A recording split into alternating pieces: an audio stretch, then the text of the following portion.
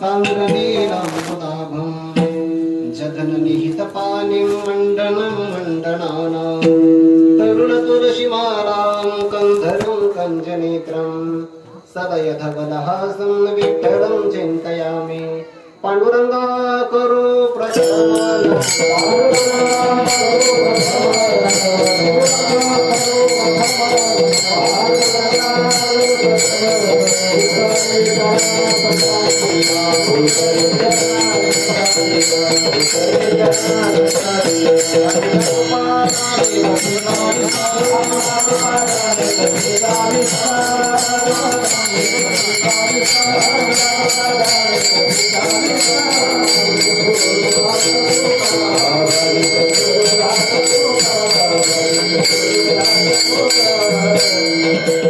पांडुरंगा करू प्रथम नमन दुसरी चरणा संतांची त्यांच्या कृपादाने कथेचा विस्तार बाबाजी सद्गुरुदास तुका कलावज्ञ जीव धरार्थावतार कलांकांक तेजोदि कामोदि वक्त्रम थळमेशवादापनोदार्ह दक्षम समाधिस्तमूर्तिं भजे ज्ञानदेवं नमो ज्ञानेश्वरा निवृत्ति उदारा सोपान देवा मुक्ताबाई नमो त्रिभुवन पावनी आद्यत्रय जननी देवांची नमो सद्गुरु तुकया ज्ञानदीपा नमो सद्गुरु सच्चिदानंद रूपा नमो सद्गुरु भक्त कल्याण मूर्ती नमो सद्गुरु भास्करा पूर्ण कीर्ती जयांचे केलिया स्मरण होय सकळ विद्यांचे अधिकरण तेचे वंदू श्री चरण श्री गुरूंचे ते नमस्कारोनी आता काळ सारावा चिंतने एकांतवासी गंगा स्नाने देवाचे पूजने प्रदक्षिणा तुळशीच्या युक्ताहार विहार नेमेंद्रियांसी सार नसावी बासर निद्रा बहुभाषण प्रस्तुत प्रार्थनासंगी कैवल्य साम्राज्य चक्रवर्ती विश्वमौली ज्ञानोबाराय वारकरी संप्रदाय रूपी मंदिराच्या कलशस्थानी विराजित असणारे जगद्गुरु श्री तुकोबाराय आणि जगद्गुरु श्री तुकोबाराय यांनी ज्या क्षेत्रामध्ये पवित्र स्थानामध्ये साक्षात्कार प्राप्त करून घेतला अशा शुचो देशी प्रतिष्ठाप्य अशा प्रकारच्या पवित्र रजतनाने संपन्न असणारी ही पावन भूमी आणि या भूमीत संपन्न होत असलेला अनेक वर्षाची परंपरा असणारा हा भव्य दिव्य स्वरूपाचा महोत्सव या महोत्सवातील आज द्वितीय दिवसाची होते बहुत दिवस अर्थवागविले आजी अकस्मात फळदेव आले ध्यानीवन नसताना सेवा प्राप्त झाली आपणा सर्वांच्या अंतःकरणामध्ये विराजमान सर्व व्यापक परमात्म्याच्या सेवेकरिता म्हणून घेतलेला अभंग वारकरी संप्रदाय रूपी मंदिराच्या कलशस्थानी विराजित असणारे जगद्गुरु श्री तुकोबाराय यांच्या गाथेतील तसा हा उपदेश प्रकरणातील 4 कडव्यांचा अभंग असून प्रस्तुत अभंगातून जगद्गुरु श्री तुकोबाराय साधकीय जीवनामध्ये साधकाने आपल्या जीवनात साध्य प्राप्त करण्याकरता कोणकोणत्या साधनांचा अवलंब करावा याचा विचार सांगितलेला आहे या माईकचा थोडासा इको कमी करा त्यालाच प्रतिध्वनी म्हणतात विठ्ठल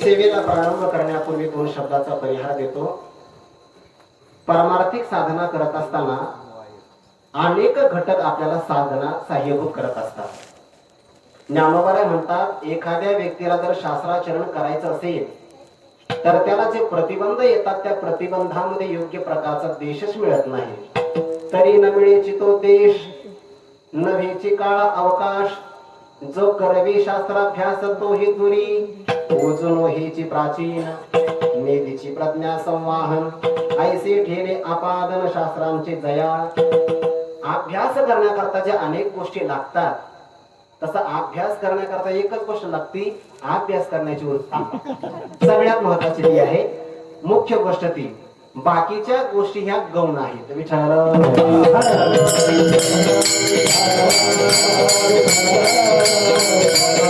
ज्ञानोबाराय ज्ञानेश्वरीच्या 6व्या अध्यायामध्ये गोड चिंतन करतात ज्या साधकाला साधना करायची असेल त्याने गावात थांबू नये गावात साधना नाही होत झालेली साधना बिघडते म्हणून साधने करता काय जावं विठ्ठल विठ्ठल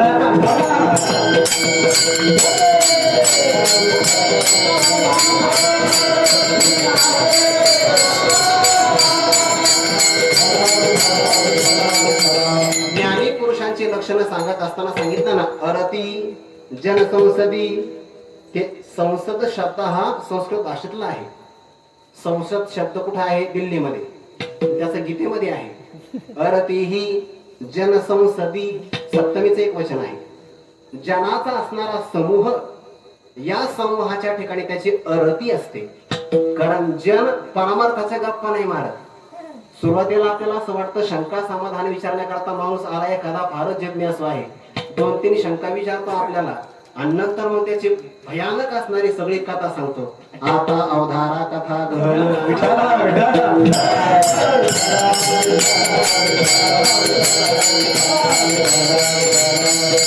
पण आपल्याला मात्र जगद्गुरु तुकोबारायांचा अनुग्रह आहे, ज्ञानोबारायांची आपल्याला अनुकंपा आहे. जगद्गुरु तुकोबारायांच्या स्थानामध्ये साक्षात्कार प्राप्त करून घेतला, त्या भूमीमध्ये वास्तव्य घडणं, जगद्गुरु तुकोबारायांच्या पदस्पर्शाने पावन झालेले इतके वृक्ष, वेली, लता, इथले पाषाण, छोटे छोटे असणारे खडे, मातीचे कण आणि गवत, हे सुद्धा आपल्यापेक्षा भाग्यवान आहेत. विठ्ठल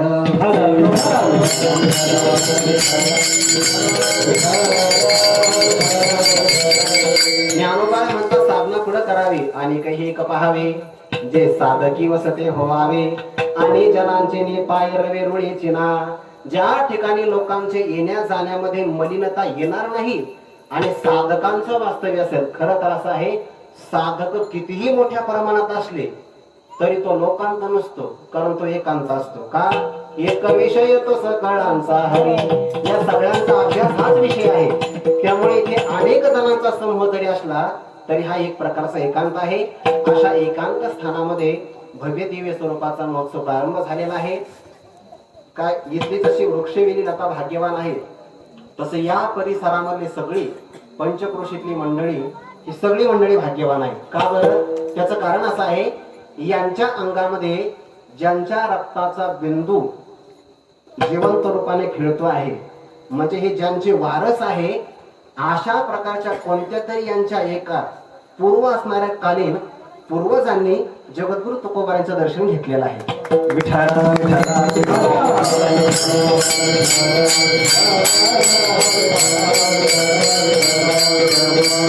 जगद्गुरु तुकोबारायांचं दर्शन ज्या पूर्वजांना झालं, त्यांचे सगळे औरस पुत्र आहेत, वारसा मिळालेला आहे.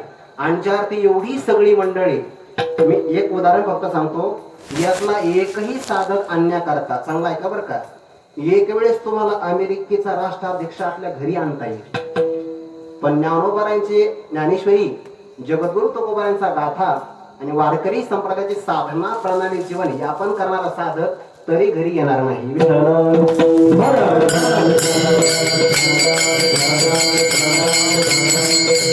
ही मंडळी नये मोल देता धनाची राशी, धनाची रास जरी ओतली तरी ही मंडळी येत नाही. त्याचं कारण असं आहे, धनाची यांना काही किंमत नाही, धनाची किंमतच नाही ना. ज्यांना धनाचं काही घेणं नाही त्यांना धनात आपण मोजू नये, का? आपला निधन होईल.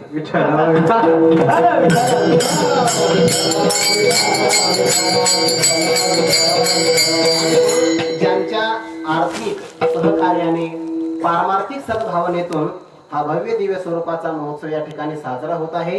या ठिकाणी स्वयंपाक करणारी मंडळी असेल, पारमार्थिक क्षेत्रातली जीवन यापन करणारी मंडळी असेल, सर्वांचा नामोल्लेख मी करू शकत नाही आणि करणंही शक्य नाही. कारण मला सगळं माहिती आहे, तुम्ही सर्वजण इथे नाम उल्लेख ऐकण्याकरता आलेलेच नाही, नामचिंतन ऐकण्याकरता आलेले आहात. त्यामुळे सर्वांच्या चरणी एकदा साष्टांग अभिवादन करून उपस्थित माता भगिनी, लहान लहान बाळ गोपाळ मंडळी, सर्वांच्या चरणी एकदा साष्टांग अभिवादन करतो. फक्त एकच विनंती करतो, कीर्तन ऐकत असताना इतकं तन्मय देण्याकरता की आपल्याला 1 तासामध्ये भरपूर काहीतरी घ्यायचं आहे. फक्त त्याला प्रतिबंधक घटक आहे मोबाईल. एक तो एअर फ्लाईट वर लिहा किंवा सायलेंट मोड वर करा, आणि जर वाजला तर मग मला द्या.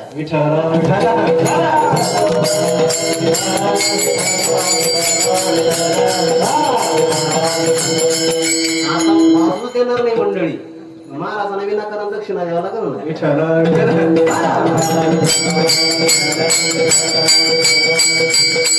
सर्वांच्या चरणी एकदा अभिवादन करून सेवेला प्रारंभ. मस्तक माझा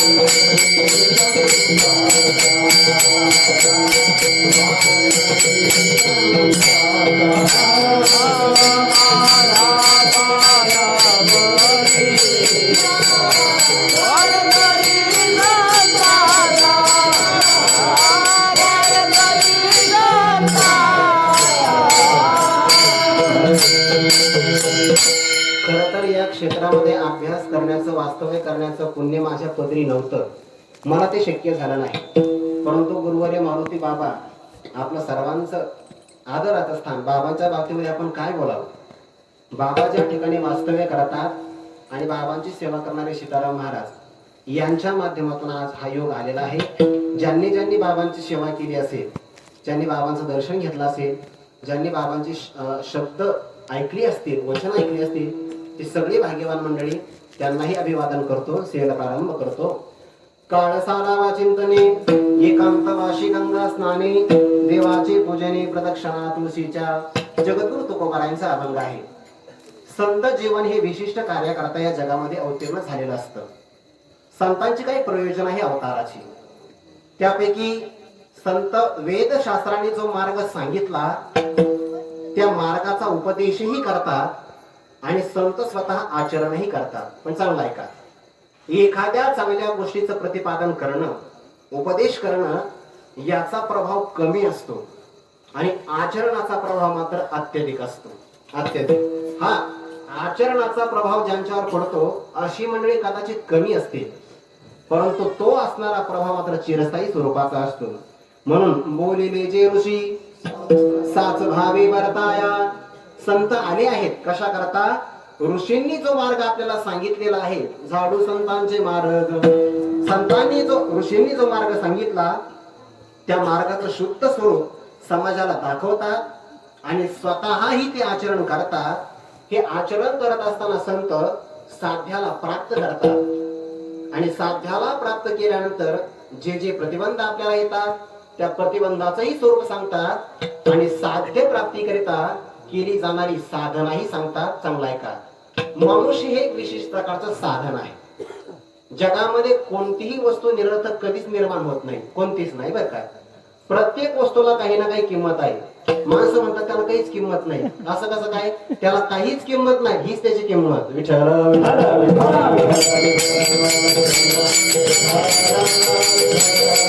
प्रत्येक वस्तूला काही ना काही प्रकारचं प्रयोजन ठरलेलं आहे. विनाकारण ईश्वराच्या सृष्टीमध्ये काहीच निर्माण होत नाही. त्या विचार सागरामध्ये फार गोड चिंतन आले म्हणे.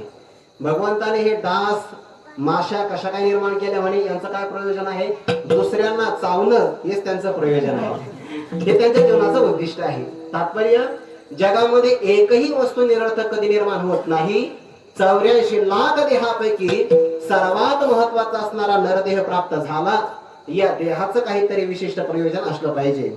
आयुष्याच्या साधने सच्चिदानंद पदवी घेणे नरदेह निधान लागले.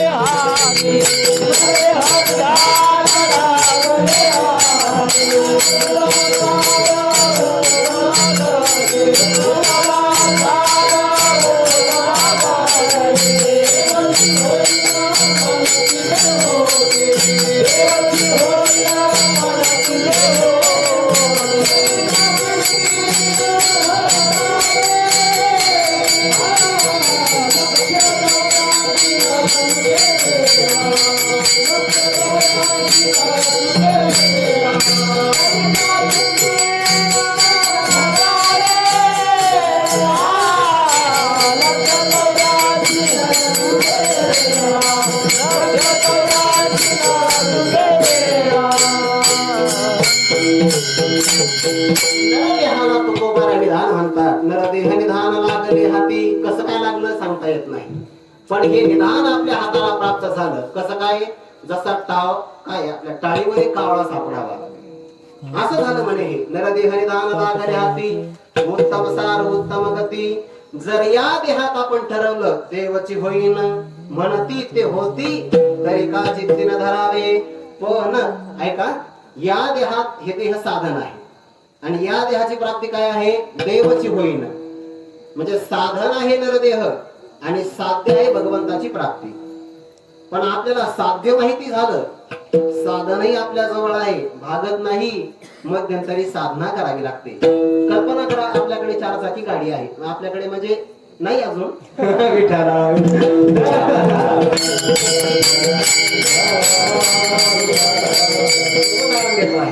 एखाद्या व्यक्तीकडे प्रवास करण्याकरता 4 चाकी गाडी आहे, साधन आहे. जगद्गुरु तुकोबारायांच्या साक्षात्कार भूमीला त्याला यायचं आहे, साध्य माहिती आहे. पण साध्य माहिती असणं आणि साधन हातात असणं एवढ्यानेच तो इथपर्यंत येऊ शकत नाही. कमीत कमी गावी चालू तरी करावी लागते. अगदी तसंच आहे, भगवत प्राप्ती हे आपलं साध्य आहे, नरदेह हे आपलं साधन आहे. एवढं कळलं तर भागत नाही, मध्यंतरी साधना करावी लागते. आणि साधना करायची ठरली की त्याकरता वेळ द्यावाच लागतो.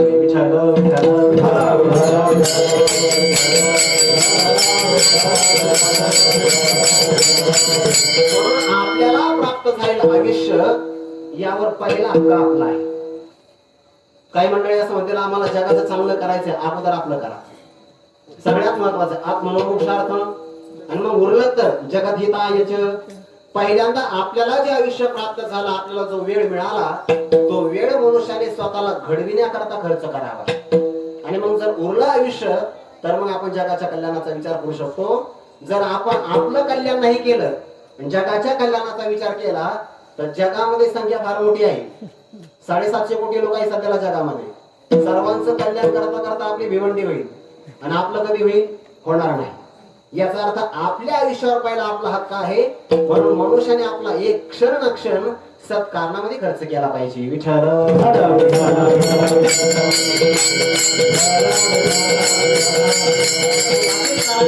चिंता सांगितलंय. सुभाषितकार असं म्हणतात, ज्याला श्रीमंत व्हायचं असेल त्याने कण व्यर्थ टाकू नये, आणि ज्याला ज्ञानी व्हायचं असेल त्याने क्षण व्यर्थ गमावू नये.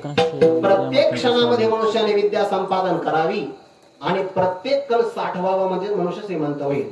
क्षणशः कणशश्चैवं विद्यार्थं च साधयेत्. क्षणत्यागो कुतो धनं, कणत्यागो कुतो धनं. क्षणाचा त्याग केला तर मनुष्याला विद्या नाही मिळत, अर्थात तो ज्ञानी होऊ शकत नाही. आणि कणाचा त्याग केला तर त्याला धन मिळू शकत नाही. कणाकणाने मनुष्याने श्रीमंत व्हावं आणि क्षणाक्षणाने मनुष्याने ज्ञानवंत व्हावं.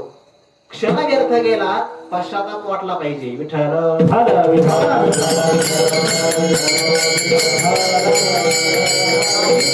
इतका आश्चर्य वाटत आहे. एखाद्या व्यक्तीने विचारलं तुम्ही काय करता, तो इतका स्वाभिमानाने सांगतो मी टाइमपास करतोय.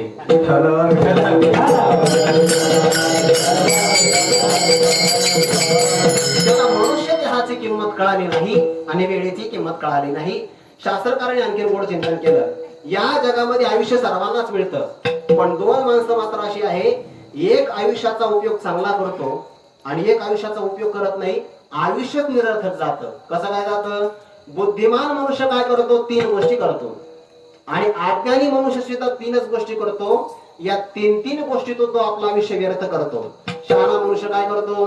काव्यशास्त्र विनोदेन विनोदेन विनोदेन काव्यशास्त्र विनोदेन कालो गच्छते धीमताम व्यसनेन तो मूर्खानाम निद्रया कलहीनवा. शास्त्रकाराचं चिंतन आहे, धीमताम कालह गच्छति किम कारणेन केन कारणेन. कोणत्या कारणाने जातो म्हणे? काव्यशास्त्र विनोदेन. ज्ञानेश्वरी जगद्गुरु तुकोबारायांचा गाथा यासारखं तो काव्य चिंतन करतो. शास्त्र गीता शास्त्रम इदम पुण्यम, या शास्त्राचं चिंतन करतो.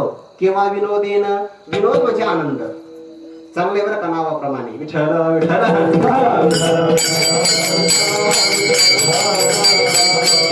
शहाणा मनुष्य काव्य चिंतन करतो, शास्त्र चिंतन करतो किंवा आनंदाने आपल्या जीवनातला काल क्षपन करतो.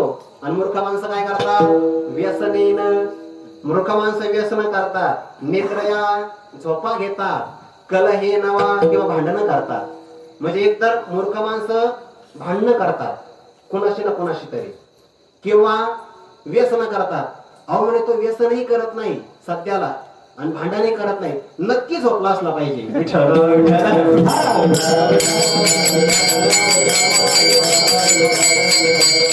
आपल्या जीवनातला काळ असाही जातच आहे. आपण कितीही आवरून ठरवलं तरीही आपण आपल्या जीवनामध्ये काळ आपण आता हातामध्ये घेऊ शकत नाही. जसं एखाद्या मातीच्या भांड्याला छिद्र असावं, त्यातून जसं पाणी वाहून जातं, आपल्या हातामध्ये असणारी रजकण वाळू जशी हातातून निष्ठून जाते, तसं मनुष्याच्या जीवनातला प्रत्येक क्षण ना क्षण व्यर्थ जातो आहे निघून. कल्पना करा, सकाळी जेवढं आयुष्य माझ्या हातामध्ये होतं तेवढं आहे का आता? कीर्तनाला प्रारंभ झालं तेव्हा जेवढं होतं तेवढं आता आहे का? नाही.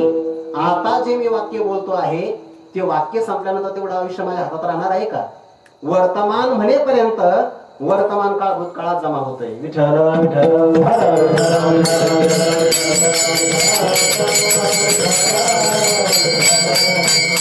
काळ कधी मनुष्याने खर्च करू नये. आपलं जरी काळावर लक्ष नसेल तर काळाचं आपल्यावर चांगलं लक्ष आहे. घडी घडी काळ वाटयाची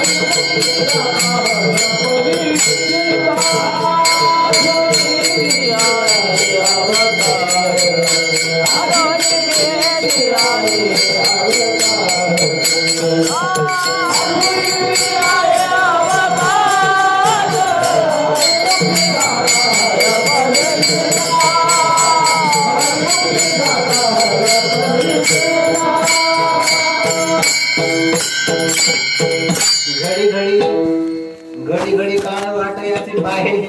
प्रत्येक घडी घडीला काळ आपली वाट पाहतो आहे. किती आहे अवकाश. जशी काही माणसं वाट पाहतात कीर्तन कधी संपेल, तशी काळही आपली वाट पाहतोय.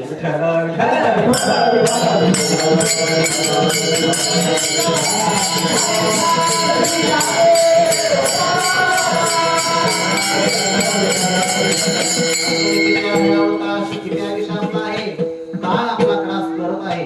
कालो जगत भक्षक आहार म्हणून काळाची सत्ता हाची पूर्ण निरुता ऐसे वाद पण बसला क्षेत्रा लागी. 13व्या चिंतन आहे की नाही?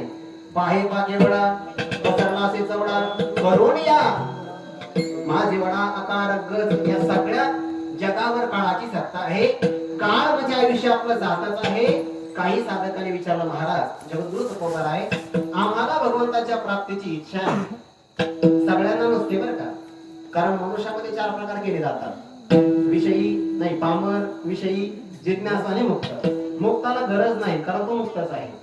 विषयी आणि पामर यांनाही गरज नाही कारण त्याला वाटतच नाही. फक्त एक वर्ग चांगला आहे, त्याला जिज्ञासा असं म्हणतात. त्या जिज्ञासूला मात्र कायमी उतार पावेना.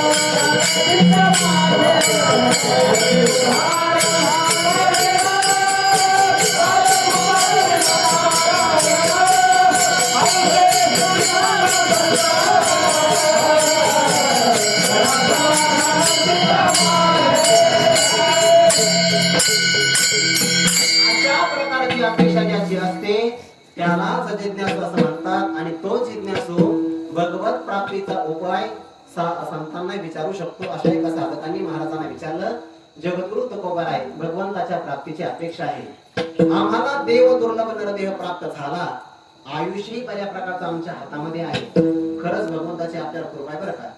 एवढ्या बिकट असणाऱ्या महामारीतून सुद्धा आपण सप्ताह करतो आहे. नक्की जगद्गुरु तुकोबारायांची, ज्ञानोबारायांची, भगवंताची आपल्याला कृपा आहे, नाहीतर आपला क्रमांक लागला असता सांगता येत नाही. विठ्ठल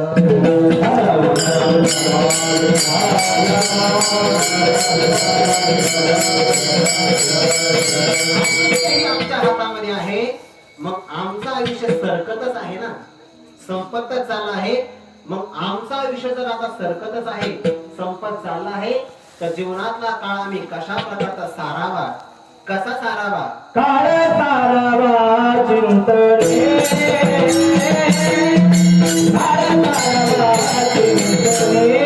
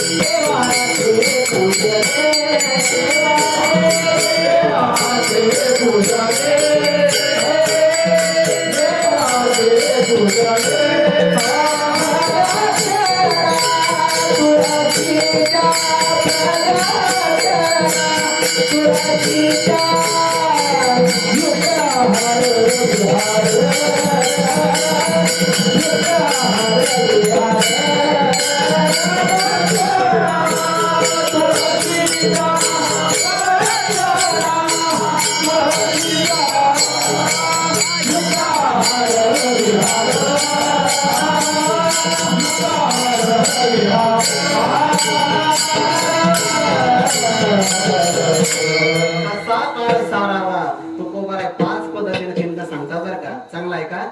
झालं तर सगळे चरण सोडू, नाहीतर जेवढं शक्य होईल वेळेमध्ये तेवढं सोडू. बाकीच्या चरणाचा शब्दशाखा मी अर्थ सांगेलच. काळ सारावा चिंतने, पहिला अर्थ काळ सारावा एकांतवासी, काळ सारावा गंगा स्नाने, काळ सारावा देवाचे पूजने, काळ सारावा प्रदक्षिणा तुळशीच्या. या 5 माध्यमातून जेही साधन आपल्याला निवडता येईल, जे साधन करण्याची आपली ऐपत सामर्थ्य असेल, मनुष्याने ते साधन निवडावं. काय संतांची दया आहे हो. सगळ्यांच्या करता एक साधन नाही सांगितलं, 5 साधन सांगितले. 5 पैकी कोणतंही निवडा, पण निवडा. गुरुदेव डॉक्टर बाबा सांगत असतात, आनंदाश्रम स्वामी महाराजांचं वाक्य, काहीही कर, तीर्थयात्रा कर, अन्नदान कर, परोपकार कर, नामस्मरण कर, यज्ञ कर, काहीतरी कर, पण मरू नको. विठ्ठल विठ्ठल.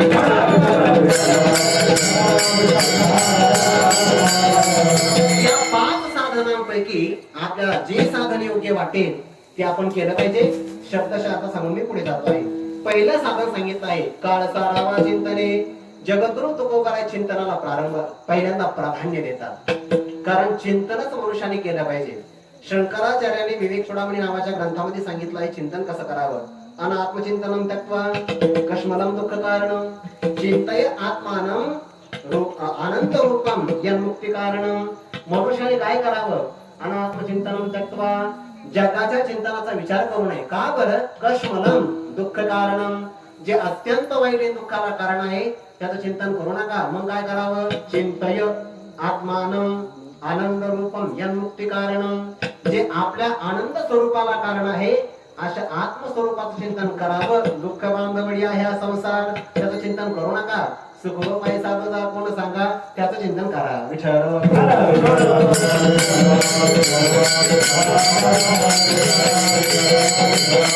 चिंतन नेमकं कशाला म्हणतात ऐका बरं का. चिंतन ही अंतकरणाची वृत्ती आहे. आपल्याकडे अंतकरण चतुष्टय सांगितलं जातं ना, मन, बुद्धी, चित्त आणि अहंकार. चित्ताच्या द्वारे जे स्मरण आतल्या केलं जातं, आतल्या मनामध्ये, त्याला म्हणतात चिंतन. ज्याच्यामध्ये चित्ताचं प्राधान्य आहे त्याला चिंतन असं म्हणतात. चिंता वेगळी, चिंतन वेगळं. खरं असं आहे, जे माणसं चिंतन करतात ते चिंता करत नाही, आणि जे चिंता करतात ते चिंतनच करत नाही, फक्त चिंताच करतात.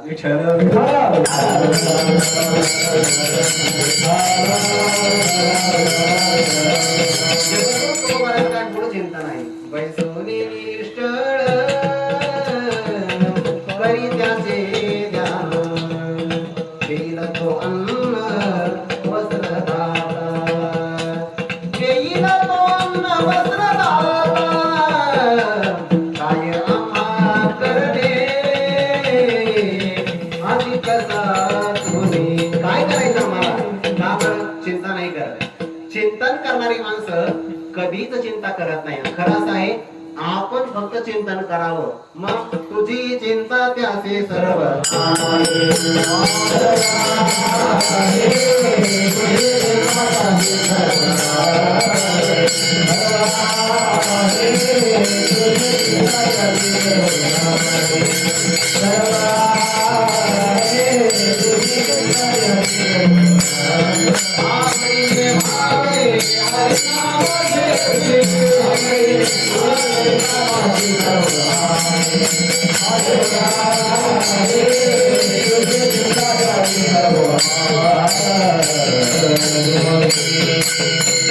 तुझी चिंता त्यासी सर्व आहे. विठ्ठल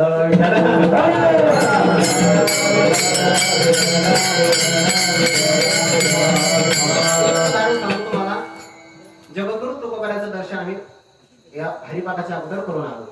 एक निरीक्षण सांगतो तुम्हाला. निरीक्षण असं आहे, आम्हाला रस्त्याला जाताना कितीतरी मुंग्या दिसली, कितीतरी मुंग्या. खरं सांगा, आपल्यापेक्षा कसा आहे प्राणी? अत्यंत अल्पबुद्धिमान आहे, सामर्थ्य आहे.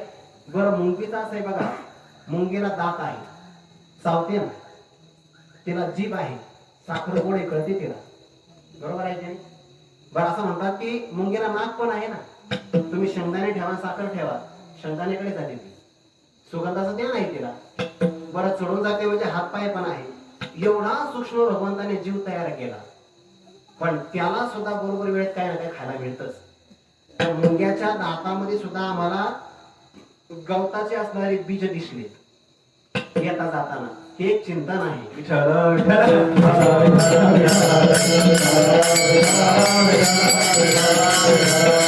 म्हणजे तिथं मुंग्या सुद्धा चिंता करत नाही उदरनिर्वाहाची. आपण काय करावं? माणूस म्हणतात 5वी पिढी काय खाईल, काय काय खायला तू खाऊन घे ना, काय खायचं ते, काय काय नाही, चिंता काय करायची आहे. बर, आज आपण जर विचार केला, आज आपण सगळे आपण गुरुबंधू आहोत, ही अगदी खिळीबिळी कीर्तन आहे. खरं सांगायचं, खरं सांगायचं, उद्या आपण कुठं जेवणार आहे आपल्याला माहितीये का? आम्हाला तर माहिती नव्हतं आज आपलं कुठं जेवण आहे म्हणून, पण वजनदार होतंय.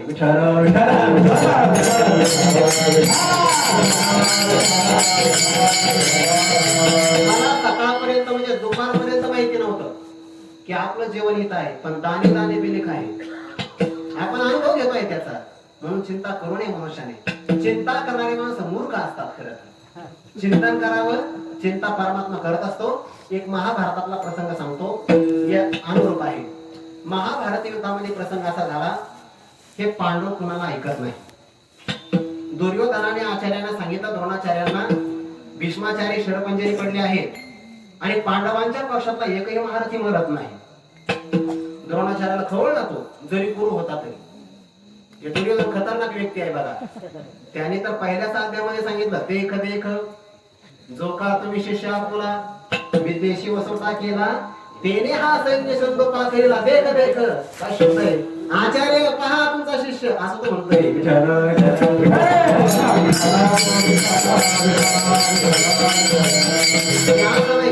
देख देख देख असा शब्द येतो, म्हणजे दुर्योधनाचा भाव आहे.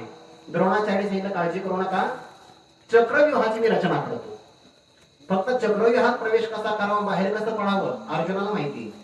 काहीतरी निमित्त करा, अर्जुनाला बाजूला घेऊन जा, सगळ्या पांडवांना आपण ठार करू. अर्जुनाला आव्हान दिलं एका जणाने, त्याचा पाठलाग करता करता भक्तराज अर्जुन कुरुक्षेत्रापासून दूर गेले. द्रोणाचार्याने इशारा दिला. अगोदरचं व्यूह वेगळं होतं, इशारा केल्याबरोबर चक्रव्यूहामध्ये रचना झाली आणि मग सगळे पांडव अर्जुनाला सोडून त्या चक्रव्यूहामध्ये सापडले. चक्रव्यूहात प्रवेश कसा करावा, भेदन कसं करावं याचं ज्ञान फक्त अभिमन्यूला, ते पण सुभद्रा मातेच्या उदरात झालं. गर्भसंस्कार फार महत्वाचे आहे.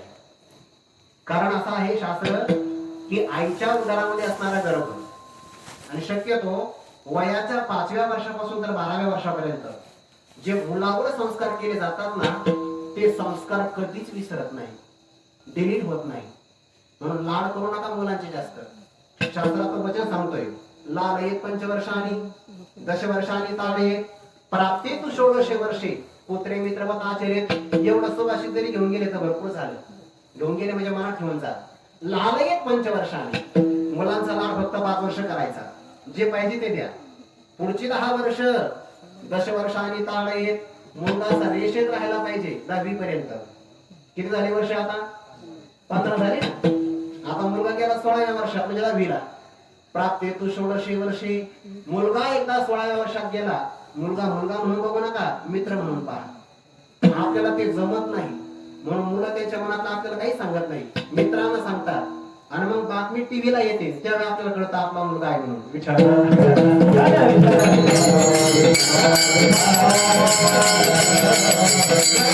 महत्वाचा आहे. आईच्या उदरामध्ये असणारा गर्भ जेव्हा संस्कार होतात ते चिरंतन असतात.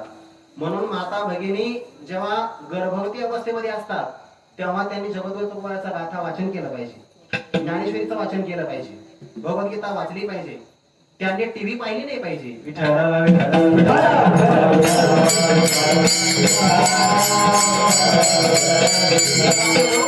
माझा अधिकार नाही. काही काही लहान मुलं इतका जबरदस्त डान्स करतात, इतका जबरदस्त करतात आणि काही काही लोक त्याचा स्टेटस ठेवतात. हा त्या मुलाचा परिणाम नाही, गर्भसंस्कार.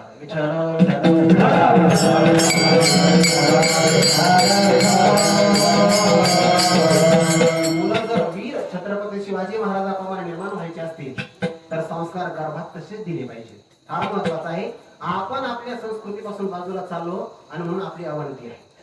ज्या दिवशी भारतातले सगळे माणसं आपल्या प्राचीन सनातन हिंदू संस्कृतीचा स्वाभिमान धरतील, भारत पुन्हा विश्वगुरु बनेल.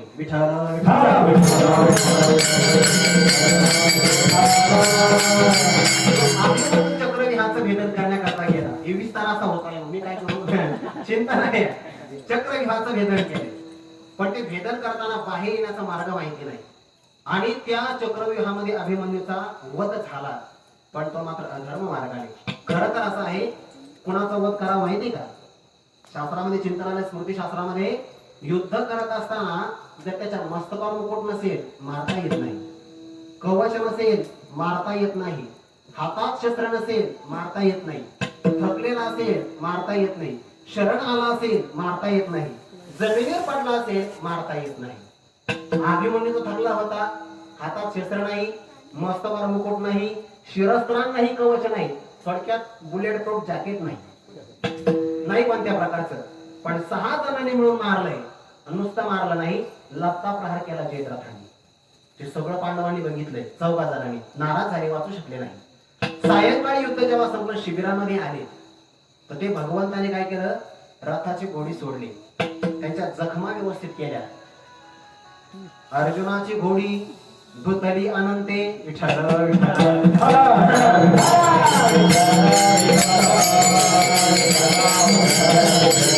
आता गेले होळी नचले, आता काही मोबाईल वाजला मलाच द्यावा लागणार आहे.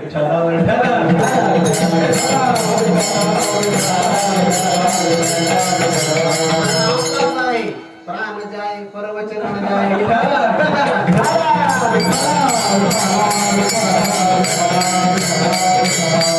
भगवंत घोड्याचे असणारे ते काय व्यवस्था करत आहे आणि 14 जण बसले, चेहरे पडलेले आहेत.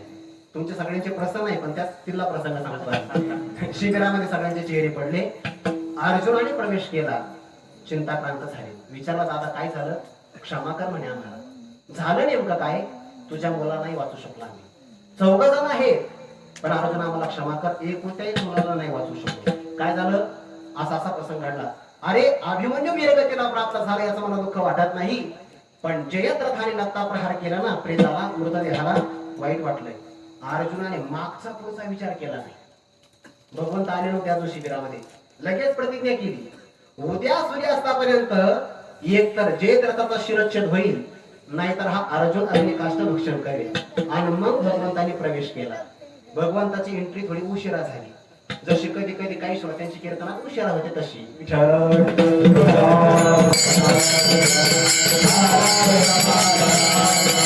भगवंताने सांगितलं, अरे अर्जुना प्रतिज्ञा तरी विचारपूर्वक करत जा ना म्हणे. काय झालं म्हणे, ऐक, जयद्रथाचा वध जर करता नाही आला तर अग्निकाष्ठ तुला भक्षण करावं लागेल, अग्नीत उडी घ्यावी लागेल.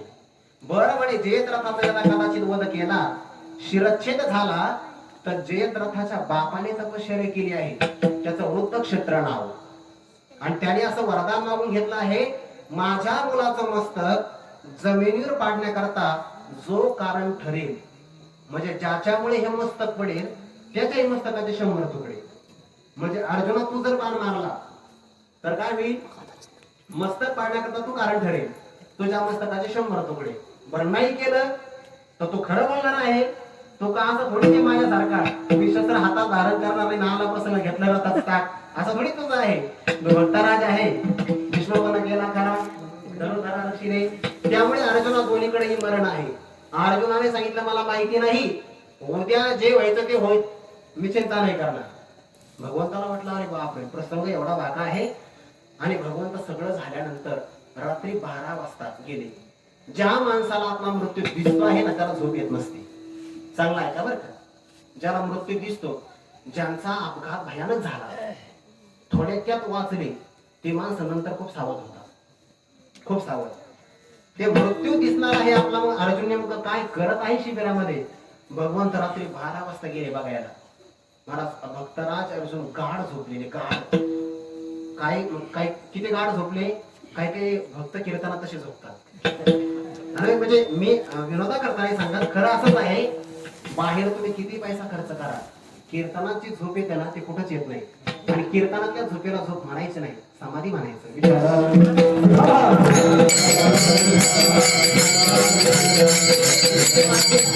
नाही सांगत, समाधीमध्ये वृत्तीचा विषय काय असतो, परमात्मा. आणि कीर्तनातला विषय काय असतो, कमीत कमी असावा. खर तर असं आहे, श्रोत्यांची सुद्धा ती जबाबदारी आहे. वक्ता तो वक्ताची नव्हे, वक्त्याला कसं खुलवायचं हे श्रोत्यावर अवलंबून आहे, आणि वक्त्याकडून काय बोलून घ्यायचं हेही श्रोत्यावर अवलंबून आहे. श्रोते जागरूक झाले, सगळे वक्ते ठिकाण्यावर.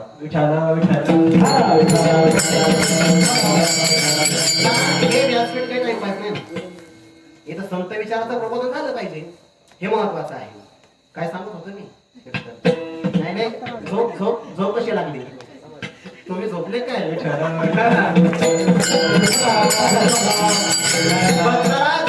गाढ झोप लागली का, भगवंताने जाग केलं.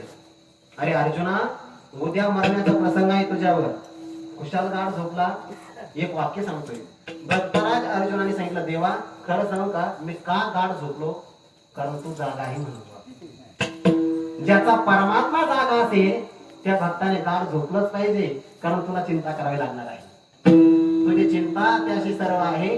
दुसऱ्या दिवसाचा प्रसंग, अगदी 4 प्रहर होत आले, जयद्रथाचा पत्ता लागला नाही. शिबिरात कोणून ठेवलं होतं, बाकी सगळ्यांनी सांगितलं फक्त सायंकाळपर्यंत दम काढ, बाहेर यायचं नाही म्हणे.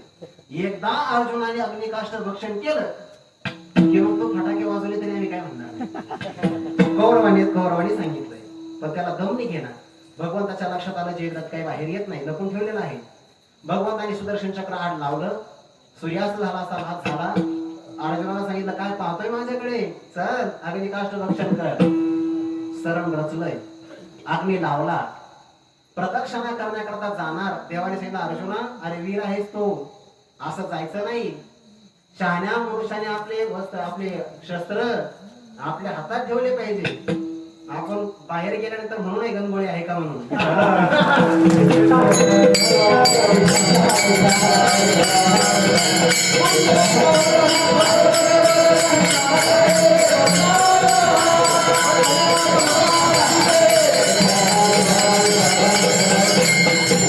गांडीव नावाचं धनुष्य आहे स्वर्गात घेऊन जायचे म्हणे का तू गेल्यानंतर हे धनुष्य जागचं कोणाला उचलणार नाही नवल नाही हलणार सुद्धा नाही बाण लावायचा गांडीव धनुष्याला मग जायचं स्वर्गामध्ये अग्नी काष्टभक्षण करून बाण लावला तिसरी प्रदक्षिणा पूर्ण करणार भगवंताने केलं चक्र बाजूला आणि भगवंताने सांगितलं अर्जुना हा सूर्य तो जयद्रथ अरे चुकलंय सर्वनाम चुकलंय तो सर्वनाम दूरच असत हा सर्वनाम जवळच आहे की ना तो सूर्य आणि हा जयद्रथ विठ्ठल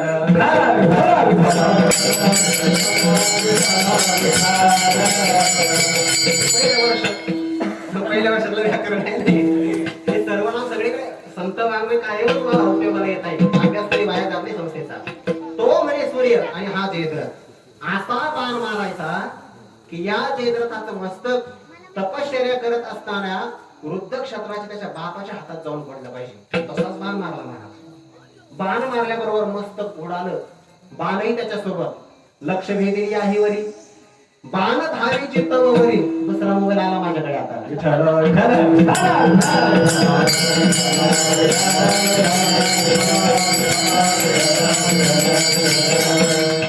आकडा हो द्या आकडा घेऊन जातो मी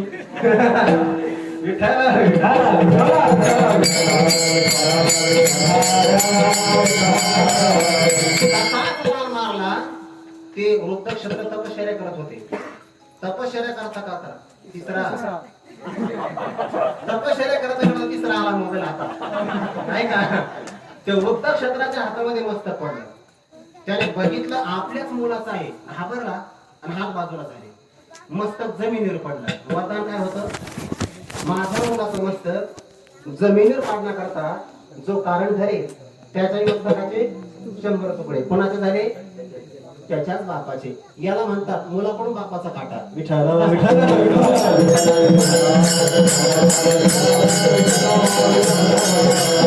मनुष्याने 24 तासातून 10 मिनिटं तरी स्वतः करता एकांतवासाची व्याख्या सांगू का ते 10 मिनिटं अशी असावे जेव्हा टीव्हीला चॅनल नसावं आणि मोबाईल मध्ये बॅलन्स सहित रेंज नसावी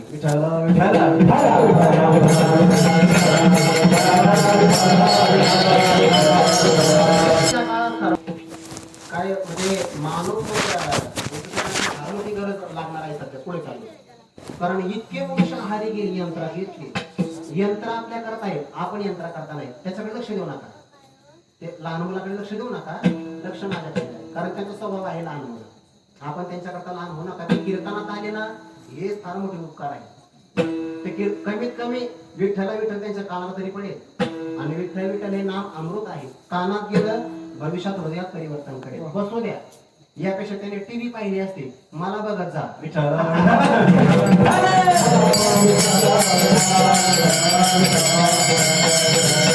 चालत्या प्रसंगाला सुद्धा कानात देता आली पाहिजे लय मोठी परीक्षा आहे वक्ता म्हणा म्हणजे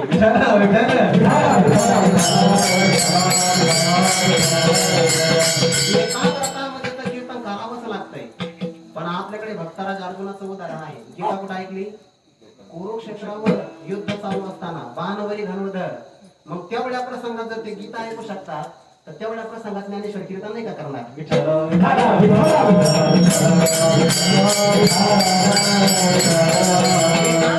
करता मनुष्याने थोडासा वेळ दिला पाहिजे काळ सारावा एकांतवाशी काळ सारावा गंगा स्नाने आता गंगेला आपण स्नान नाही करू शकत मग आपल्या भागामध्ये जी पवित्र नदी असेल त्या नदीचं स्नान करा नाही शक्य गंगेचे यमुनेचे व गोदावरी सरस्वती नर्मदे सिंधू कावेरी जलेस्मिन् सन्निधिं कुरु या नद्यांचं स्मरण जरी केलं तरी पण त्यांच्यामध्ये स्नान केल्याचं पुण्य प्राप्त होतं काळ सारावा गंगा स्नाने जे साधन तुम्हाला आवडेल ते करा बरं का जे आवडेल ते करा पुन्हा काय करावं काळ सारावा देवाचे पूजने आणखी एक भाव सांगायचा आहे काळ सारावा चिंतने अन्वय करत असताना देव शब्द ना देव शब्द अलीकडे घ्यायचा तिथे पण ठेवायचा पण अर्थ करता अलीकडे घ्यायचा काळ सारावा चिंतने ना काळ सारावा देवाचे चिंतने असा अर्थ करायचा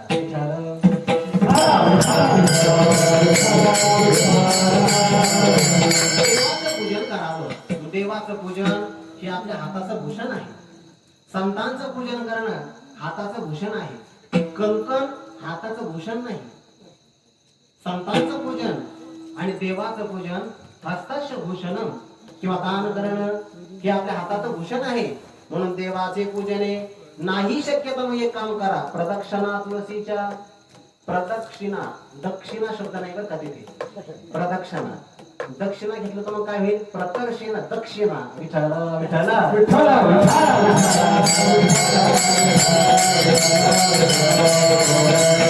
प्रदक्षिणा शब्दाचाही अर्थ तसाच लागतोय, पण पाठामध्ये प्रदक्षिणा असा शब्द आहे. तुळशीच्या प्रदक्षिणा कराव्या.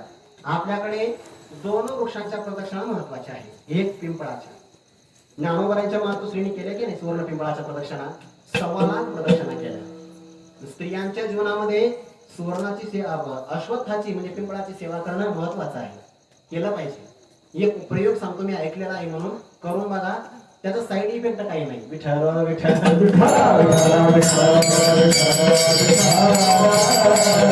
ज्या माता भगिनींना असं वाटतंय की आपला मुलगा थोडा बुद्धीमध्ये कमी आहे, मतिमंद आहे किंवा मंदमती आहे, दोन्हीचा अर्थ एकच होईल. विशेषण फक्त बदलेल, बाकी काय होणार नाही. मतिमंद असू द्या किंवा मंदमती असू द्या, एकच अर्थ झाला की नाही असं वाटत असेल, त्याने फक्त एक काम करायचं. रविवारी सुट्टी असते, सुट्टीचा दिवस ध्यानात ठेवायचा. घरामध्ये काही सोयर सुतक असेल किंवा स्पर्श अस्पर्श असा काही कालावधी असेल तर तेवढा कालावधी सोडून उर्वरित दिवसामध्ये पिंपळाला 1 ग्लास पाणी अर्पण करायचं आणि फक्त पिंपळाचा स्पर्श करायचा. बुद्धीमध्ये अलौकिक वाढ होते. विठ्ठल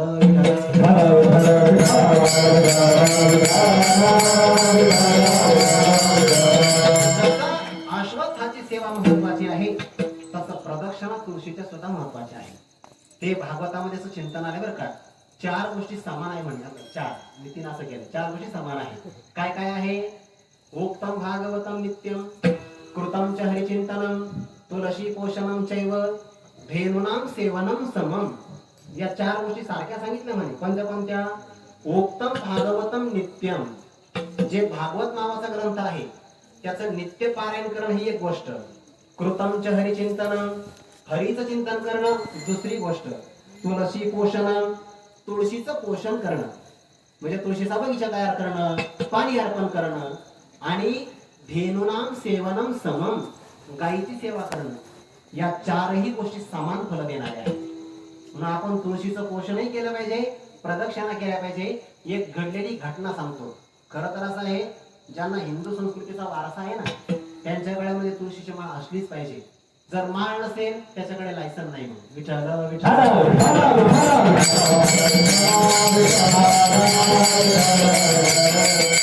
सुवर्णापेक्षाही तुळशीला महत्व आहे. म्हणजे का बरं?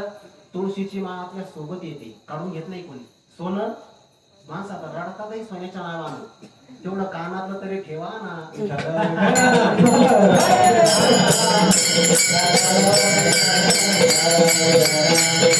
सोनं काढून घेतलं जात आहे ना, धन आणि भूम अशा गोष्टी. आणि तुळशी मात्र आपल्या बरोबर येते. एक तुळशीची घटना सांगतो, चांगली ऐका. घडलेली घटना आहे, पुरावा पाहिजे असेल आळंदीला या, तसं येऊ नका, तयारीनं या.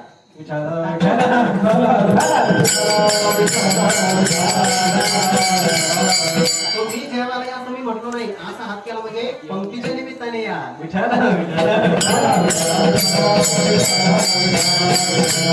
त्या गीता प्रेस गोरखपूर आहे ना, त्यांचा एक अंक आहे. मला वाटतं बहुतेक भक्तचरित अंक किंवा संतचरित अंक आहे. मी घटना स्वतः वाचलेली आहे, पुरावा आहे माझ्याकडे. काय राजस्थानमधली घटना आहे, जुन्या काळातली असेल, 100 वर्षापूर्वीची काहीतरी, पण घटना खरी घडलेली आहे. एका हिंदू महात्म्यांकडे एक मुस्लिम व्यक्ती गेला दर्शनासाठी. महात्म्याकडे काही भेद नसतो. खरं तर असं आहे, उच्च विचाराची जी माणसं असतात ना, त्यांच्याकडे जाती धर्म पंथ संप्रदाय यांच्या भिंती बाजूला गेलेल्या असतात. ते व्यापक असतात. आणि जोपर्यंत व्यक्ती व्यापक होत नाही, संत पदाला जातच नाही. व्यापक झाला पाहिजे. सुरुवात कुठून का होईना, पण अंतकरणाची विशालता झाली पाहिजे. हे विश्वचे माझे घर, इतकी व्यापकता झाली पाहिजे. किंबहुना जराजर आपणची झाला.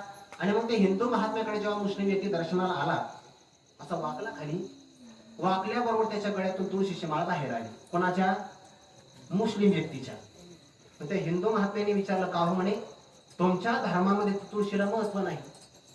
दुसऱ्या कोणत्या तुम्ही माळी घालत असाल गळ्यामध्ये, पण तुळशी माळ तर परिधान तुम्ही करत नाही ना. का परिधान केली? त्याने सांगितलं माझा अनुभव आहे. काय अनुभव आहे? एके दिवशी मी प्रवास करत होतो. त्या प्रवास करत असताना अरण्यामध्ये एका झाडाखाली थांबलो. रात्रीची 2, 2:30, 3ची वेळ आहे. निर्जन अरण्य. रात्रीच फक्त ओरडतात, बाकी कोणाचाही आवाज नाही. मला भीती वाटली. अचानक माझ्या समोर 2 धिप्पाड देहाचे काळे कुट्ट हातामध्ये दंड घेऊन 2 दूत आले. मी विचारलं तुम्ही कोण आहात? त्यांनी सांगितलं आम्ही यमाचे दूत आहोत. मला घ्यायला आले की काय? त्यांनी सांगितलं आत्ताच नाही, अजून वेळ आहे, तुला नाही. समोरून एक सावकार येत आहे. त्या सावकाराच्या गाडीचे बैल बाजूला होतील. बैल जमण्याकरता तो सावकार खाली उतरला की आम्ही बैलाच्या अंगात प्रवेश करणार. सावकाराच्या पोटामध्ये सिंग खुपसणार, सावकाराला मारणार आणि घेऊन जाणार. झालं ना. थोड्या वेळा बरोबर गाडी घुंगरायची. लगेच आवाज आला, घुंगराचा आवाज आला. आल्याबरोबर त्याचं लक्ष गेलं. ठराविक अंतरावर बैल बाजूला झाले. सावकार गाडीतून खाली उतरला. यमदूताने बैलांच्या पोटात प्रवेश केला आणि सावकाराच्या पोटात खरोखर दोघांनी शिंग खुपसली. गतप्राण झाला सावकार. आरपार शिंग गेले नाही, पडला खाली. यमदूत बाहेर आले. सावकाराच्या हाताला टच सुद्धा करांना, स्क्रीन टच सुद्धा नाही, अजिबात नाही, स्पर्शच करा नाही. म्हणजे कोरोनाचा नाही संबंध काय, स्पर्शच करा नाही. मग त्या मुस्लिम व्यक्तीने विचारलं का हो तुम्ही याला उचलण्याकरता आला? याला मारलंही तुम्ही दोघांनी बैलाच्या रूपामध्ये जाऊन, आता तुम्ही याला हात का बरं लावत नाही? त्यांनी सांगितलं याला हात का लावत नाही? ऐका, याला मी मारण्याकरता चालू, मारलंही, परंतु जेव्हा हा खाली पडला त्या झुडपामध्ये तुळशीचं रोपट होतं आणि मरताना याच्या अंगाचा तुळशीला स्पर्श झाला. आता आम्ही याला हात लावू शकत नाही. मरताना स्पर्श झाला तर एवढं महत्व आहे. जिवंतपणी ज्यांच्या वेळात तुळशीची माळ असेल ते खरंच भाग्यवान आहे.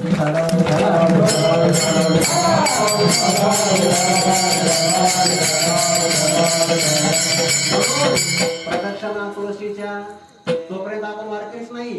गोपीचंदनवटी तुळशीच्या माळा हे पाहिजेत, आपलं भूषण आहे ते. म्हणून प्रदक्षिणा तुळशीच्या. पण का हो महाराज, चिंतन करण्याकरता, एकांत वासात जाण्याकरता, गंगा स्नान करण्याकरता, पूजनासाठी, प्रदक्षिणा तुळशीच्या करण्यासाठी शरीराचं सामर्थ्य असावं लागतं. आणि शरीर हे कलियुगाचा विचार केला तर फक्त अन्नमय प्राण आहे. जोपर्यंत अन्न आहे तोपर्यंत प्राण राहू शकतो. आणि मग शरीर संवर्धन होण्यासाठी साधने करता कसा आहार असावा? युक्त आहार विहार, युक्त आहार विहार, युक्त आहार विहार,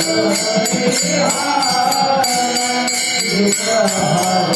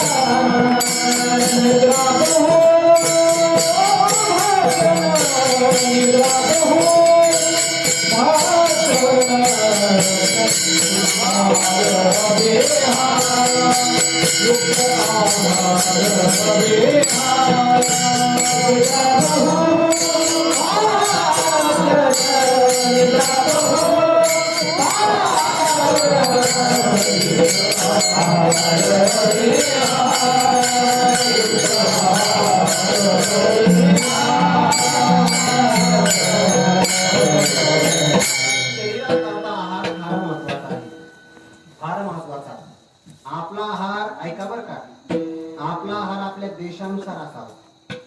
काही काही माणसं पिझ्झा बर्गर खातात आणि म्हणतात आम्ही सुधारलेला आहे. मूर्ख आहार नाही का हो?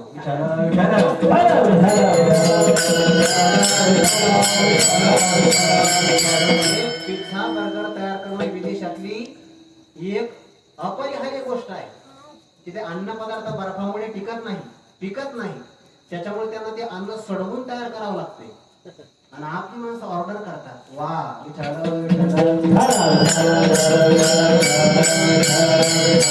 आहार देशानुसार असावा आहार आपल्या राज्यानुसार असावा कोणी सांगा आपल्या राज्याचा मुख्य मेनू काय आहे आपल्या राज्याचा मुख्य मेनू महाराष्ट्र मलाच माहिती आहे तुम्ही जास्त फिरताय म्हणून मी सांगतोय पुरणपोळी आहे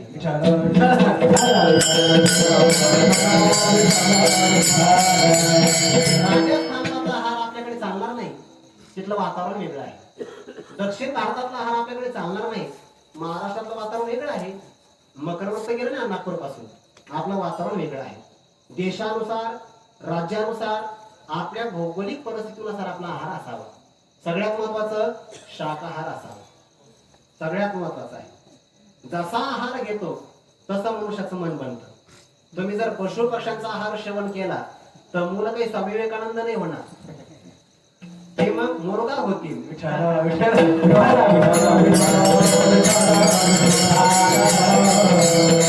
सामान्य प्रेताला स्पर्श केला तर आपल्याकडे पद्धती स्नान करावं लागते प्रेताला स्पर्श केला तर पशु पक्ष्यांना मारल्यानंतर जी पोटात ठेवतात किती नीच प्रवृत्ती आहे आणि असा आहार घेतात आणि बुद्धिमत्तेची आकांक्षा करतात कशी शिखराला जाणारी माणसं काही काळामध्ये पशु पक्ष्यांचे शाप मिळतात शबरी मातेचा प्रसंग बघा शबरी मातेचे विवाह करता आणि पशु आणले होते मारण्याकरता शबरी मातेने विचारले कशा करता पशु एका सखीने सांगितलं म्हणजे तुझं लग्न आहे लग्नात हे सगळे कापले जाणार आणि सगळे वराडी खुश केले जाणार त्याने सांगितलं माझ्या एकटीच्या लग्नाकरता जर एवढा विध्वंस होत असेल लग्नच न केलेलं चांगलं रात्री जागी झाली सगळे पशु सोडून दिले त्या मुक्या पशुने आशीर्वाद दिला नाही तुझं फार चांगलं कल्याण होईल प्रभूची भेट झाली याला म्हणतात पशु पक्ष्यांचा आशीर्वाद तुम्ही फक्त तळतळाट घेतात आहार घेऊन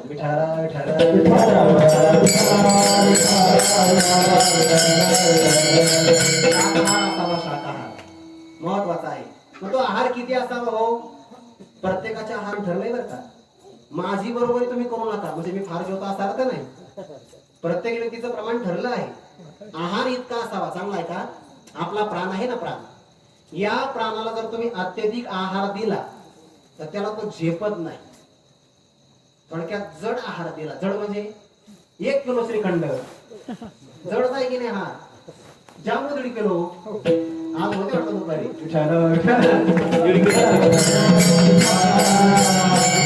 प्राणाच्या मर्यादेपेक्षा जास्त आहार दिला तुम्हाला झोप येणार ऐका प्राणाच्या अपेक्षेपेक्षा कमी आहार दिला तुम्ही अशक्त व्हाल आणि जर तुम्ही योग्य प्रमाणात आहार घेतला योग्य प्रमाणात तर प्राण त्या आहाराला पचवतो आणि त्याबरोबर तो प्राण रोगालाही नष्ट करतो ध्यानात ठेवायचं हे आरोग्यशास्त्र आहे आपलं ऋषीमुनींचं वैद्यक शास्त्र आहे हल्लीच्या डॉक्टरांचे कितीतरी पुढे आहे योग्य प्रमाणात आहार असावा ज्ञानोबाची ओवी आहे ज्ञानोबा म्हणतात अंगाबळी यावे नागरिक सुद्धा जावे त्या जिवेचे पुरावे मनोरथ भोजन करीत आले की यया अतिहिती न लेखी आहारी मिती संतोषी मापन सुये माप टाकत नाही तो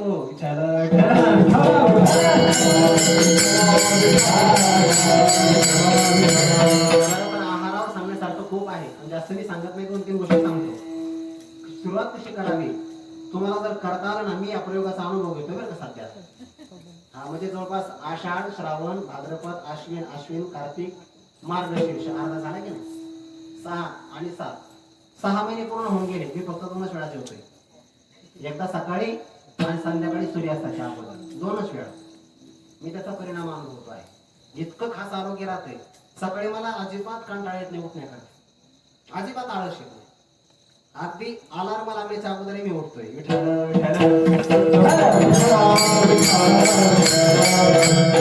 करता आलं खरं तर शास्त्र आपलं सांगतंय जो एकदा जेवतो तो योगी आहे जो 2दा जेवतो तो भोगी आहे कारण तो भोग घेतो की नाही जो 3दा जेवतो तो रोगी आहे मग काही माणसं असं म्हणते जो 4दा जेवतो तो निरोगी का अजिबात नाही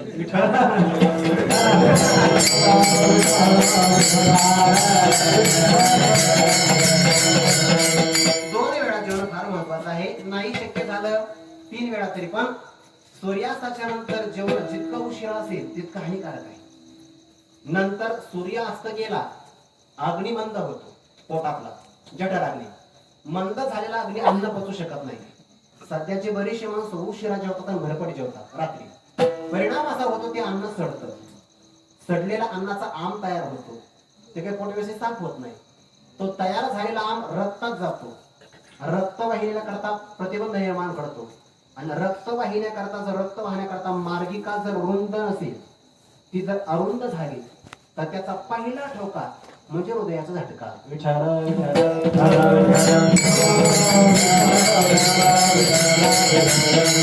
आहार फार महत्वाचा आहे. युक्त असावा, योग्य प्रमाणात असावा.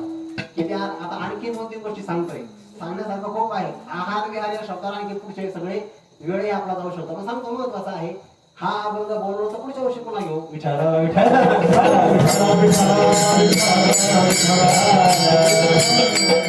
नाही करत.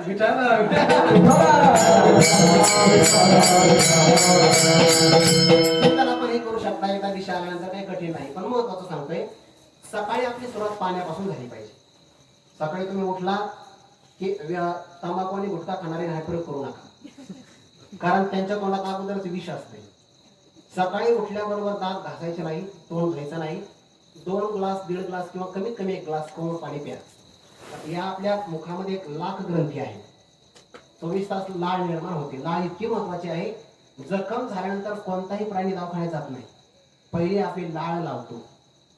लाळ औषध आहे आणि अत्यंत दुर्मिळ आहे. ते लाळ एक प्रकारचे ऍसिड आहे. ते जर आपल्या पोटामध्ये गेलं पाण्याच्या बरोबर सकाळी सकाळी, यातले अनेक रोग ते नष्ट करते. जवळपास 150च्या पुढे रोग नष्ट करते लाळ. मग तंबाखू गुटखा खाणारे हा प्रयोग का करायचा? ते रात्री ब्रश करायचा म्हणजे तोंड स्वच्छ होईल. आणि मग पाण्यापासून सुरुवात करायची. दुपारी भोजन झाल्यानंतर तुम्ही ताक घेऊ शकता आणि सायंकाळी दूध घेऊ शकता. पण सायंकाळच्या जेवणात दुधामध्ये कमीत कमी 4 तास अंतर असावं. थोडक्यामध्ये मी 6ला जेवलो तर मी 10 वाजता दूध घेऊ शकतोय. दिलं तर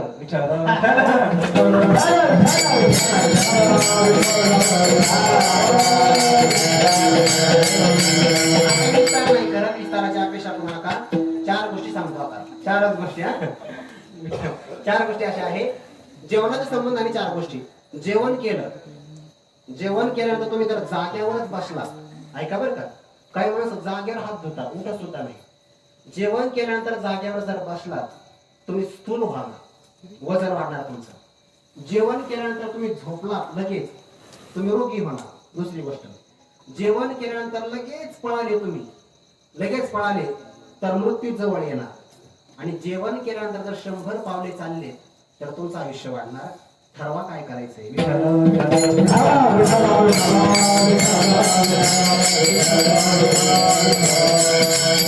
आहाराचं झालंय, विहार बाकीचा आहे अजून. युक्ताहार विहार. विहार म्हणजे आपलं वागणं.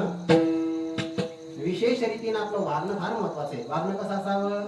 ज्ञानोबाची एक गोष्ट सांगतो. दिठीनो हे नदी बोलणे नाही संदिग्धी, कवनेसे हीन बुद्धी राहतो नेणे. युक्ताहार विहार युक्त चेष्टचे कर्म असून कसं असावं? आपल्या दृष्टीमध्ये कपटपणा नसावा, बोलण्यामध्ये संशय नसावा आणि मनामध्ये कुणाच्याही विषयी हीनत्वाची भावना नसावी. असं असणं म्हणजे आपला युक्त विहार आहे. म्हणजे वागणं चांगलं आहे. नेम इंद्रियांचे सार. आपल्या सगळ्या इंद्रियांना विशिष्ट प्रकारचं बंधन पाहिजे. 10च्या पुढे मोबाईल बंद म्हणजे बंद. नियम पाहिजे. हा नियम. काही माणसं म्हणतात महाराज अजून डाटाच संपला नाही.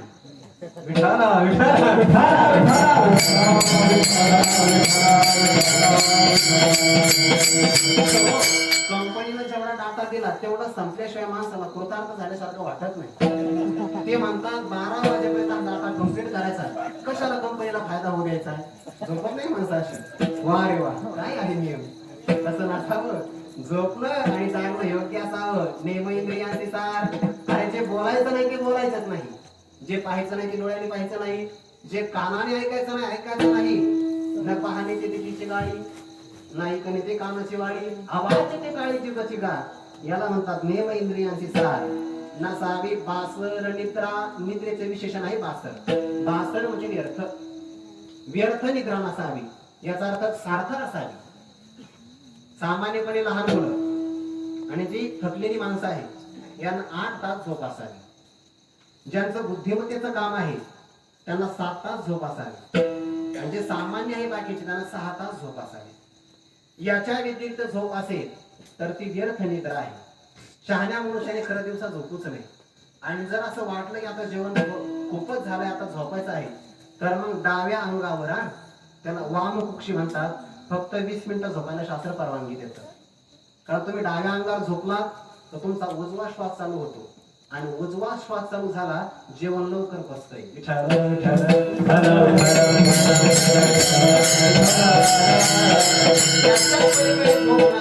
नसावी बासर निद्रा, बहुभाषण, फार बडबड नसावी, वेळेत कार्यक्रम असावा. बहुभाषण नसावं, आहे का नाही? वेळ संपलं संपलं, उर्वरित बचेंगे तो और विठाला विठाला.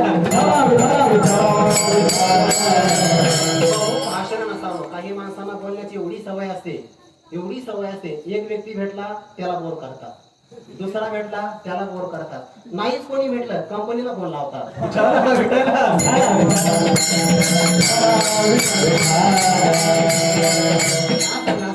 नसावी भाषण निद्रा बहुभाषण. 2 चरणाचा भाव झालाय. 5 मिनिटाचा कालावधी आहे. शब्द शार्प सांगतो, एकदा मोठ्या प्रेमाने भजन करा.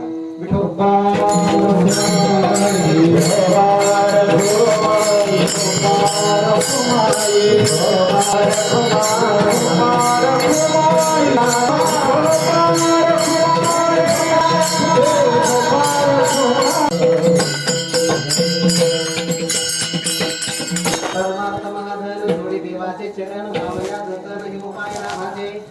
बाकीचं धन आहे फक्त धन आहे आणि परमार्थ मात्र महाधन आहे. या महाधनातून काय प्राप्त होतं? जोडी देवाचे चरण. आणि मग हे उपाय सांगितले ते कशा करता? भावया जतन. परमार्थ नावाचं महाधन जतन म्हणजे रक्षण होण्याकरता लाभकारक असणारे हे उपाय लाभाचे कोणते? युक्ताहार विहार हे उपाय आहेत. मग देहाचा विषय काय भाव असावा? देह समर्पिजे देवा, भार काही जण घ्यावा. जसं बाकीचे पशु पक्षी भार घेत नाही, परमात्म्यावर समर्पण करतात, तसं आपण असावं. लहान मुलाचा भार ते स्वतः घेतं का? कोण घेतय? त्याला जन्म देणारी आई. तसं भक्ताचा भार परमात्म्यावर समर्पण करावा. देह समर्पिजे देवा, भार काही जण घ्यावा. मग काय होईल? होईल आगवा तुका म्हणे आनंद. मनुष्याला आनंद होतो की नाही, पण आगवा होत नाही, आनंदात कमीपणा आहे. होईल आगवा तुका म्हणे आनंद. युक्ताहार विहारणे मैंद्रियांची सार. नसावी भाषण निद्रा बहुभाषण. परमात्म्याला देह समर्पण कसा करावा, भार कसा घेऊ नये, 2 मिनिटांमध्ये कथा संपवायला थांबतो. विठ्ठल विठ्ठल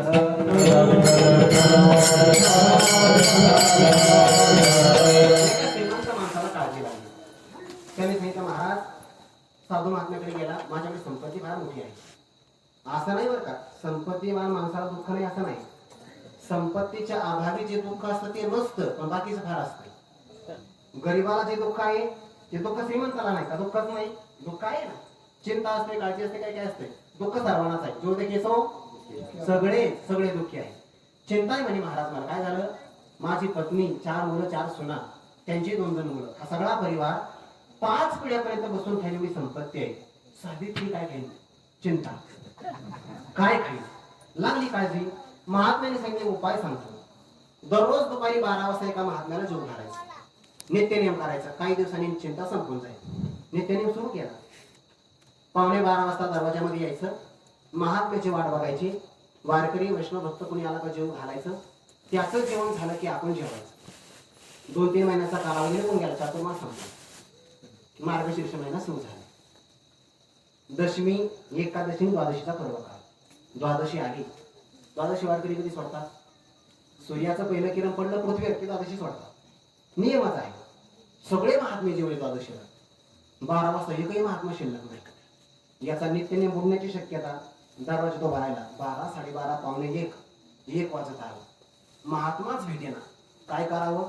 2-3 महात्मे दिसले, नमस्कार केला. माझा नियम आहे जेवायला चला.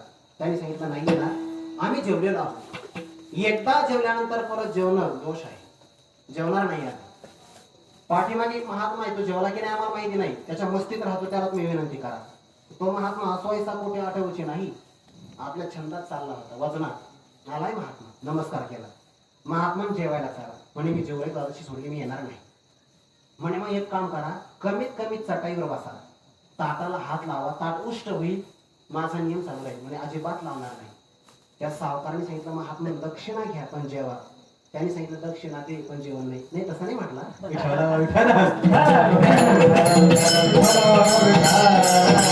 अरे मला दक्षिणेची गरज नाही ना, मला जेवायचं नाही, दक्षिणा घेऊन मी काय करणार आहे.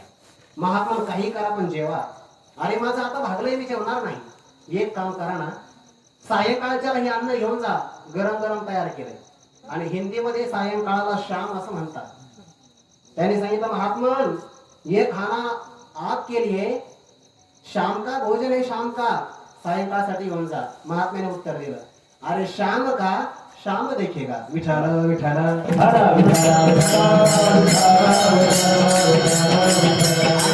शाम का म्हणजे सायंकाळचा आमचा श्याम बघून घेईन ना घनश्याम. त्याच्या लक्षात आलं हे सायंकाळचा विचार नाही करत, आपली तर 5वी पिढी चालू आहे.